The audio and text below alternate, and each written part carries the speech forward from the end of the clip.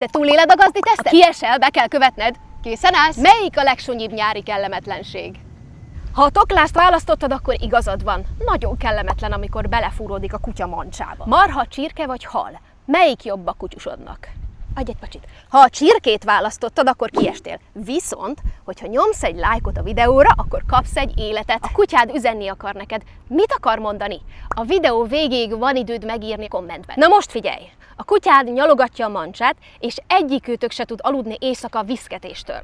Melyikhez nyúlsz először?